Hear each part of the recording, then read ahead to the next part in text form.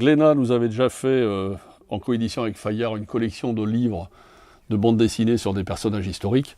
Et là, aujourd'hui, vient de sortir une collection sur les peintres. Alors, il y a Toulouse-Lautrec, il y a Van Eyck, il y a Goya qui viennent de paraître. C'est une collection qui s'appelle Le Grand Peintre. Donc c'est la vie de ces peintres en bande dessinée.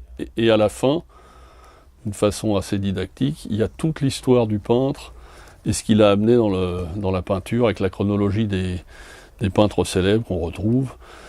Donc ça s'adresse à la fois à des adultes qui aiment bien ces peintres dont on fait la vie, mais ça peut aussi amener des jeunes à partir de 10-12 ans à la peinture, ça peut les servir pour un exposé, donc c'est une très bonne idée ça. Ils avaient déjà fait, je vous dis, les personnages historiques, et là ils se lancent dans les collections de peintres, et c'est de bonne facture, les textes sont assez bien, et ça nous permet de comprendre un peu les démarches de chaque peintre, donc surtout sur 3 périodes vraiment très diverses.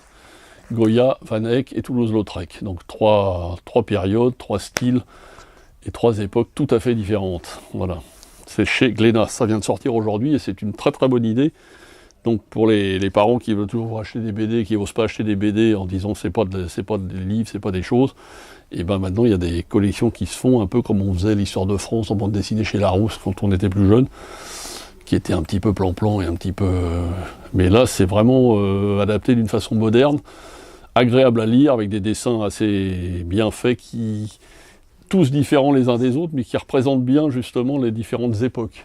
Donc beaucoup plus classique pour Van Eyck, beaucoup plus moderne pour Toulouse-Lautrec, et un petit peu plus trash, si on veut dire, entre guillemets, pour Goya, qui avait quand même des peintures assez sanguinolentes et saignantes. Et donc je trouve que la particularité de chaque peintre est très bien représentée par les différentes... le style différent des dessinateurs.